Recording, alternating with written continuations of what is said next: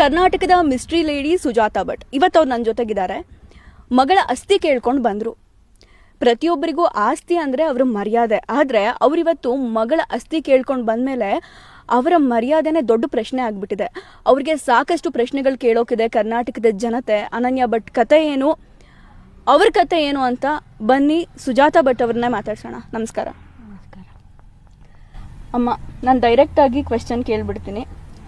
ಅನನ್ಯ ಭಟ್ ನಿಮ್ಮ ಮಗಳು ಅನ್ನೋ ಕತೆ ಸತ್ಯನಾ ಸುಳ್ಳ? ಸುಳ್ಳು. ಅನನ್ಯ ಭಟ್ ಅನ್ನೋ ಮಗಳೇ ಇರಲಿಲ್ಲ ನಿಮಗೆ? ಯಾಕಮ್ಮ ಸುಳ್ಳು ಹೇಳಿದ್ರಿ? ಕೆಲವರು ವ್ಯಕ್ತಿಗಳು ಹೇಳು ಅಂತ ಹೇಳಿದರು, ಹಾಗಾಗಿ ನಾನು ಅದನ್ನು ಹೇಳಬೇಕಾಗಿದ್ದ ಪರಿಸ್ಥಿತಿ ಬಂತು. ಯಾವ ವ್ಯಕ್ತಿ ಹೇಳಿದ್ದು? ಗಿರೀಶ್ ಮಟ್ಟಣ್ಣ, ಜಯಂತಿ ಟಿ ಇವರೆಲ್ಲ ಹೇಳಿದರು.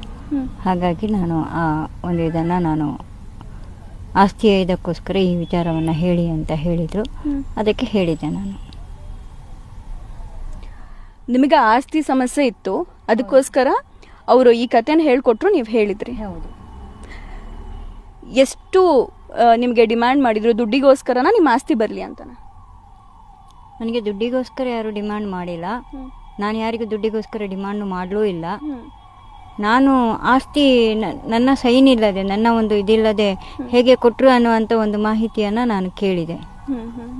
ನನ್ನ ತಾತನ ಆಸ್ತಿ ಅದು, ಅದನ್ನು ಮೊಮ್ಮಕ್ಕಳಿಗೆ ಹಕ್ಕಿದೆ. ಸೈನಿಂಗ್ ಅಥಾರಿಟಿ ಮೊಮ್ಮಕ್ಕಳಿಗೆ ತಗೊಳ್ಳೇಬೇಕಲ್ವಾ, ಅದನ್ನು ಹೇಗೆ ಇವರು ಕೊಟ್ಟರು ಅಂತ ನಾನು ಒಂದು ಮಾತನ್ನು ಕೇಳಿದೆ. ಅದು ಖಚಿತ. ನೀವು ಫೋಟೋ ರಿಲೀಸ್ ಮಾಡಿದ್ದು ಅನನ್ಯ ಭಟ್ ಅಂತ? ಫೇಕು. ಎಲ್ಲ ಫೇಕ್? ಹೌದು, ಅದೆಲ್ಲ ಫೇಕೆ. ಅದು ಫೇಕೆ, ಅದು ಗ್ಯಾರಂಟಿ, ಅದು ಫೇಕೆ. ಹಾಗಿದ್ರೆ ಎಷ್ಟು ಜನರ ಭಾವನೆ ಧರ್ಮಸ್ಥಳ ಅನ್ನೋದು, ಆ ಜನರ ಭಾವನೆಗಳ ಜೊತೆ ನೀವು ಆಟ ಆಡಿದ್ರಿ ಅಂತ ಅನಿಸ್ಲಿಲ್ವಾ? ನಾನು ಜನರ ಭಾವನೆಗಳ ಜೊತೆ ಆಟ ಆಡಲಿಲ್ಲ. ಆಟ ಆಡುವ ಹಾಗೆ ಇವರೆಲ್ಲ ಮಾಡಿದರು ನನ್ನನ್ನು, ನನ್ನ ತಲೆಯನ್ನು ಇದು ಮಾಡಿ, ಪ್ರವೋಕ್ ಮಾಡಿ. ಜಸ್ಟ್ ನಿಮಗೆ ನಿಮ್ಮ ಆಸ್ತಿ ಬೇಕಿತ್ತು, ಆಸ್ತಿ ಬೇಕಿತ್ತು ಅನ್ನೋದಕ್ಕಿಂತ ಹೆಚ್ಚಾಗಿ ನಿಮ್ಮ ಸೈನ್ ತಗೋಬೇಕಿತ್ತು ಅನ್ನೋ ಒಂದೇ ಒಂದು ಕಾರಣಕ್ಕೆ ಅನನ್ಯ ಭಟ್ ಅನ್ನೋ ಹೆಸರನ್ನು ನೀವು ತಂದ್ರಿ. ಹೌದು, ಅದು ಸೈನ್ ತಗೊಳ್ಬೇಕಾಗಿತ್ತು. ಆಮೇಲೆ ದೇವರನ್ನ ಇವರು ಜೈನರಿಗೆ ಕೊಟ್ಟರು ಅನ್ನುವಂತಹ ನೋವು ನನ್ನಲ್ಲಿ ಇದೆ. ಜೈನ ಸಂಪ್ರದಾಯಕ್ಕೆ ತಗೊಂಡು ಹೋಗಿ ಕೊಟ್ಟರು ಅನ್ನುವಂತಹ ನೋವು ನನ್ನಲ್ಲಿ ಇದೆ.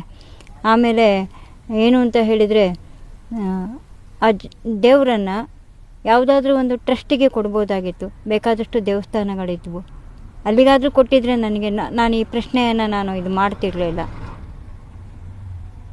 ಹಾಗಾಗಿ ನಾನು ಈ ಪ್ರಶ್ನೆಯನ್ನು ನಾನು ಮಾಡಬೇಕಾಗಿ ಬಂದಿದೆ. ಒಬ್ಬ ಫ್ಯಾಮಿಲಿಯಲ್ಲಿ ಒಂದು ಮಗಳು ಇಲ್ಲ ಅಂತ ಹೇಳಿದರೆ, ನನಗೂ ಆ ಮಗಳನ್ನು ಧಿಕ್ಕರಿಸಿದ್ದಾರೆ ಅಂದರೆ ಅದು ಎಷ್ಟು ನೋವಾಗುತ್ತೆ ಅನ್ನೋದು ನನಗೆ ಗೊತ್ತಿದೆ. ಒಂದು ಮಗಳೇ ಇಲ್ಲ ಅಂತ ಹೇಳಿ ಇವರು, ಹಾಗಾದರೆ ಆಸ್ತಿ ಇವರೆಲ್ಲ ಸೈನ್ ಹಾಕಬೇಕಾಗಿದ್ರೆ ನನ್ನ ಡೆತ್ ಸರ್ಟಿಫಿಕೇಟ್ ಕೊಟ್ಟಿರಬೇಕಲ್ವಾ, ನಾನು ಕೇಳಬೇಕಲ್ವಾ? ನನಗೆ ಈ ಮಗಳೇ ಇಲ್ಲ ಅಂತ ಹೇಳಿ ಒಂದು ಡೆತ್ ಸರ್ಟಿಫಿಕೇಟ್ ಕೊಡಬೇಕಲ್ವಾ? ಯಾಕೆ ಕೊಡಲಿಲ್ಲ? ನಾನು ಕೇಳಬೇಕಲ್ವಾ? ನೀವು ಕಾನೂನು ಮುಖಾಂತರ ಕೇಳ್ಬೋದಿತ್ತು, ಮತ್ತೊಂದು ನೀವು ಕೂತು ಮಾತಾಡ್ಕೋಬೋದಿತ್ತು. ಅದ್ಬಿಟ್ಟು ಧರ್ಮಸ್ಥಳದ ಜನರ ಭಾವನೆಗೆ ಧಕ್ಕೆ ತಂದಿದ್ದು ಎಷ್ಟು ಮಟ್ಟಿಗೆ ಸರಿ ಅಮ್ಮ? ನಾನು ಧರ್ಮಸ್ಥಳದ ಜನರ ಭಾವನೆಗೆ ನಾನು ಧಕ್ಕೆ ತಂದಿಲ್ಲ. ಧಕ್ಕೆ ತರುವ ಹಾಗೆ ನನ್ನನ್ನು ಪ್ರವೋಕ್ ಮಾಡಿದ್ರು.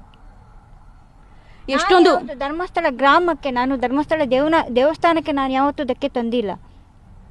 ಧರ್ಮಸ್ಥಳ ಗ್ರಾಮದಲ್ಲಿ ನಾನು ಇದು ಮಾಡಿರೋದು ಅಷ್ಟೇ. ನಾನು ಧರ್ಮಸ್ಥಳ ಗ್ರಾಮ ಅಂತ ನಾನು ಮಾಡಿದ್ದೀನಿ. ಧರ್ಮಸ್ಥಳ ದೇವರಿಗೆ ಆಗಿರಲಿ ಅಥವಾ ನಾನು ವೀರೇಂದ್ರ ಹೆಗ್ಡೆ ಅಥವಾ ಯಾರಿಗೂ ನಾನು ಧಕ್ಕೆ ತಂದಿಲ್ಲ. ನಾನೆಲ್ಲೂ ಅವರನ್ನು ಬೆಟ್ಟು ಮಾಡಿ ತೋರಿಸಲಿಲ್ಲ. ನಾನು ಕೇಳ್ತಾ ಇರೋದು ನನ್ನ ಮನೆಯ ದೇವರನ್ನು, ನನ್ನ ತಾತನ ದೇವರನ್ನು ಇವರು ಯಾಕೆ ಹೇಗೆ ಇದು ಮಾಡಿದರು ಅನ್ನೋದು ಒಂದೇ. ನನ್ನ ಫ್ಯಾಮಿಲಿಯವರು ಯಾಕೆ ಕೊಟ್ಟರು ಅನ್ನೋದೇ ನನಗೆ ಒಂದು ಪ್ರಶ್ನೆ ಅಷ್ಟೇ. ನಾನು ಅವರನ್ನು ನಾನು ಪ್ರಶ್ನೆ ಮಾಡ್ತಾ ಇದ್ದೀನಿ ಬಿಟ್ಟು ಧರ್ಮಸ್ಥಳದ ಹೆಸರನ್ನು ನಾನು ಎಲ್ಲೂ ಧಕ್ಕೆ ತಂದಿಲ್ಲ. ನಾನು ಧಕ್ಕೆ ತಂದೇ ಇಲ್ಲ. ಯಾಕೆ ಧಕ್ಕೆ ತಂದ್ರಿ ಅನ್ನುವಂಥ ಮಾತು ಬಂತು ಅಂತಂದರೆ, ಈಗ ನೀವು ದೇವರನ್ನ ಅಂದರೆ ನಿಮ್ಮ ಫ್ಯಾಮಿಲಿಯವರು ದೇವರನ್ನ ಧರ್ಮಸ್ಥಳಕ್ಕೆ ಕೊಟ್ಟರು, ಅದು ನಿಮ್ಮ ಕುಟುಂಬದ ಡಿಸಿಷನ್ ಆಗಿತ್ತು. ಅದು ಬಿಟ್ಟು ನೀವು ಅನನ್ಯ ಭಟ್ ಕತೆ ಇರ್ಬೋದು, ನನ್ನ ಮಗಳು ಮೆಡಿಕಲ್ ಕಾಲೇಜ್ ಓದ್ತಾ ಇದ್ಲು, ಈ ಆಸ್ತಿಗೋಸ್ಕರ ನಾನು ಅನನ್ಯ ಭಟ್ ಕಥೆಯನ್ನು ನಾನು ಕಟ್ಟಿದ್ದೀನಿ. ಹೌದು, ಈ ಆಸ್ತಿಗೋಸ್ಕರ. ಯಾಕೆ ನನ್ನನ್ನು ಇದರಿಂದ ನೀವು ಇದು ಮಾಡಿದ್ರಿ? ಹುಡುಕ್ಬೋದಾಗಿತ್ತಲ್ವಾ? ಇಲ್ಲ, ನಮಗೆ ಹೀಗಿದ್ದಾರೆ, ಅವ್ರ ಹತ್ರನೂ ನಾವು ತೊಗೊಳ್ಬೇಕನ್ನುವಂಥದ್ದು ಒಂದು ಇದಿತ್ತಲ್ವ. ಅವರು ಪ್ರಶ್ನೆ ಮಾಡ್ಬೋದಾಗಿತ್ತಲ್ಲ, ಯಾರು ತೊಗೊಂಡಿದ್ದಾರೆ, ಯಾರು ದೇವಸ್ಥಾನಕ್ಕೆ ದಾನ ಅಂತ ತೊಗೊಂಡಿದ್ದಾರೆ, ಅವರು ಒಂದು ಇದನ್ನು ವಂಶವೃಕ್ಷ ಕೊಡಿ ಅಂತ ಕೇಳ್ಬೋದಾಗಿತ್ತಲ್ವ. ಓಕೆ. ಅದು ತಪ್ಪಲ್ವಾ? ತಪ್ಪು ತಾನೆ? ಹಾಗಾದರೆ ಮೂರೇ ಹೆಣ್ಣು ಮಕ್ಕಳಂದ್ರೆ ನಾನೆಲ್ಲಿಂದ ಬರ್ತೀನಿ? ಹಾಂ, ತಪ್ಪಲ್ವಾ ಅದು? ನಾನು ಕೇಳಿದ್ರಲ್ಲಿ ಏನಿದೆ? ನಾನು ಧರ್ಮಸ್ಥಳವನ್ನು ಎಲ್ಲೂ ನಾನು ಯಾರನ್ನೂ ನಾನು ಇದು ಮಾಡಿಲ್ಲ. ಇವ್ರು ಯಾಕೆ ಇದಕ್ಕೆ ಅವರಿಗೆ ಕೊಟ್ಟರು ಅನ್ನುವಂಥದ್ದು ಮಾತ್ರ ನಾನು ಪ್ರಶ್ನೆ ಮಾಡ್ತಾ ಇದ್ದೀನಿ. ಯಾಕೆ ಬೇರೆ ಯಾರೂ ಇರಲಿಲ್ವಾ ಕೊಡೋಕ್ಕೆ? ಅಂದರೆ ಇವರಿಗೆ ಕೋಟ್ಯಾಂತರ ರೂಪಾಯಿ ಬೇಕಾಗಿತ್ತು ಅಲ್ವಾ? ದುಡ್ಡು ತಗೊಂಡಿರೋರು ಯಾರು ಇಲ್ಲಿ? ಹಾಂ, ನನಗೆ ದುಡ್ಡಿನ ಅವಶ್ಯಕತೆ ಇಲ್ಲ ಮೇಡಮ್. ನಾನು ದುಡ್ದು ಜೀವನ ನಡೆಸ್ತೀನಿ.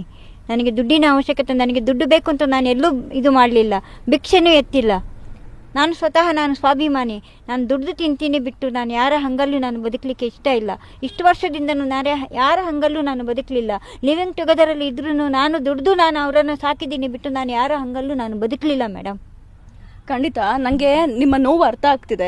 ಕಡೆಯದಾಗಿ ನಂದು ಪ್ರಶ್ನೆ ಇಷ್ಟೇ, ನಿಮ್ಮ ಕುಟುಂಬದ ಸಮಸ್ಯೆ ಇತ್ತು, ಆಸ್ತಿಗೋಸ್ಕರ ಅವ್ರ ಸಿಗ್ನೇಚರ್ ಹಾಕಿಸ್ಕೊಂಡಿಲ್ಲ, ದೇವ್ರನ್ನ ಧರ್ಮಸ್ಥಳಕ್ಕೆ ಕೊಟ್ಬಿಟ್ರು, ಅದೆಲ್ಲ ಯೋಚನೆ ನಿಮಗಿತ್ತು. ಆ ಎಲ್ಲ ನೋವು ಸಂಕಟಕ್ಕಿಂತ ಇವತ್ತು ಕರ್ನಾಟಕದ ಜನ ಈ ಕೇಸ್ ವಿಚಾರವಾಗಿ ನಿಮ್ಮ ಕ್ಯಾರೆಕ್ಟರ್ ತೇಜೋವಧ ಆಗ್ತಾ ಇದೆ. ಈ ವಯಸ್ಸಿನಲ್ಲಿ ನೀವು ಅನುಭವಿಸಬಾರ್ದನ್ನೆಲ್ಲ ಅನುಭವಿಸ್ತಾ ಇದ್ದೀರಾ. ಬೇಕಿತ್ತ ಇದು?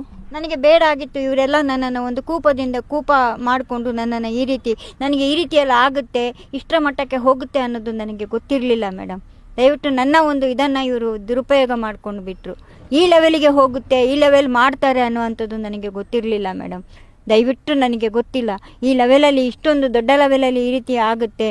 ಆಮೇಲೆ ನಾನು ಯಾವುದಾದ್ರೂ ಆಯಿತು ಇದನ್ನು ಮಾಡಿದ್ದೀನಿ, ಆಯಿತು, ನಾನು ಕೇಳಿರುವ ಒಂದು ಉದ್ದೇಶನೇ ಬೇರೆ ಆಗಿತ್ತು.